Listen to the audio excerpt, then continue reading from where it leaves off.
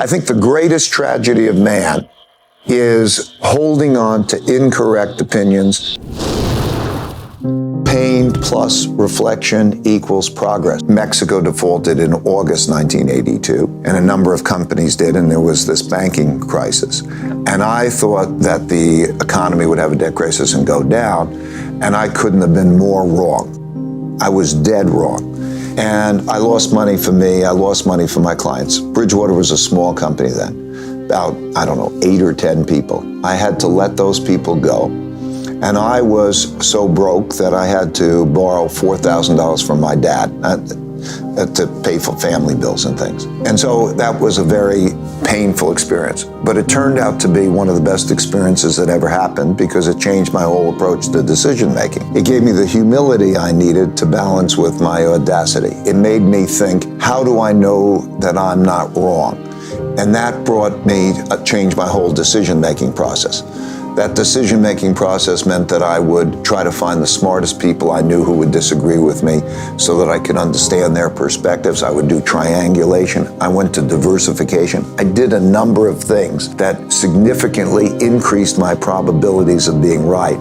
And so when I'm making decisions, I think it's a combination of being able to have audacity or the willingness to take risk, and then also that notion of the fear of being wrong so that you can take in the best thinking and raise your probabilities of being right by taking things in. And I really learned that whatever success I've had in life has had to do more with my ability to know how to deal with my not knowing than even the things I know. So that changed everything. It meant that I wanted to create an organization that was a real idea meritocracy. So in other words, I wanted to bring in the smartest independent thinkers to disagree with me so that we could disagree well. And that developed a unique culture. So you need opposing views. It's enjoyable because, first of all, by seeing through everybody's eyes, it's exciting. It broadens your view. You get most people have a narrow view and they can't get out of it. That's right. It's an animal behavior. Somebody goes into a restaurant and they say, I like the food. Then the other person would be reluctant to say, I don't like the food. Is that a fight? Disagreement can be appreciated if it's approached, but all of these things are habit. Yeah, if you get into the good habit and you appreciate each other having exchanges like that where there can be thoughtful disagreement, it just makes everything so better. So it's like going from black and white to color, or it goes 2 dimensions to 3 dimensions, and all of a sudden you're seeing the world in a much richer way. So that notion of approaching it that way rather than the way it normally is approached, which is this barbaric, I'm angry at you because you disagree with me. Isn't that so stupid? You changed everything, your whole process. I look at it from a behavioral science.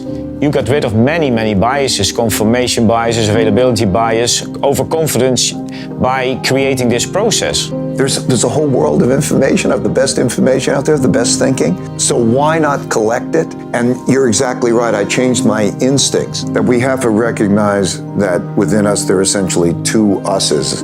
There is the thoughtful, conscious, prefrontal cortex, one of us, logical. And then beneath that is the subliminal, emotional us. And we are in a battle with those 2 things subconsciously. And so to be able to reconcile those 2 things, to make what we really want to choose that's good for us, for example, would you like to know your weaknesses? Maybe the emotional part doesn't, but the intellectual part does. And if you get into that habit of saying, I want that, it actually becomes pleasurable. So your success is due to your principles that were created because of things that went wrong and went right. So you learned, you put it down, you wrote it down, and you created a firm around it. Why aren't other people doing this? Do you know of any other people anyway who wrote it down so explicitly as you did? I would recommend to anybody that sit down when you're making a decision and pause. Maybe it's the moments after making it, maybe it's the time of making it, and write down the criteria that you're using to make those decisions.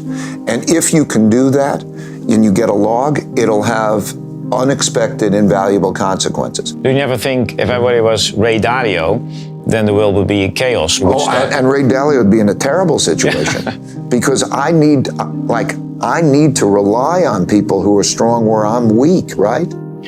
오늘은 미국의 전설적인 투자자이자 헤지펀드 매니저 레이 달리오가 말하는 성공적인 의사결정을 하는 법에 대한 이야기를 소개해드렸습니다. 제가 동기부여 유튜브를 운영하면서 가장 좋은 점이라고 생각한 건 다름 아닌 훌륭한 사람들의 말을 반복해서 들을 수 있다는 겁니다. 제가 업로드한 영상 속의 사람들은 기본적으로 주변에서 볼 수 없는 고차원적인 생각을 하기 때문에 저의 일반적인 사고방식과는 차이가 컸습니다. 달라지고 싶고 성장하고 싶던 저는 반복해서 이야기를 들으면서 기존의 내재된 생각과 충돌되는 상반된 의견들을 받아들이고 제 견문을 넓혔던 것 같습니다. 그래서 결과적으로 더 나은 선택들을 하게 된 것 같아요. 레이 달리오가 말한 것처럼 본인과 다른 사람들의 생각을 잘 들어보시고 다른 시각을 가진 사람들을 만나보시길 바랍니다. 시간이 없다면 독서라도 좋습니다. 하지만 만나서 이야기하는 것만큼 크게 와닿는 경험은 없을 거라고 생각합니다. 이런 경험을 통해 다양한 생각을 접하고 비좁은 시야를 조금씩 넓히면서 더 나은 선택을 할 수 있길 바랍니다.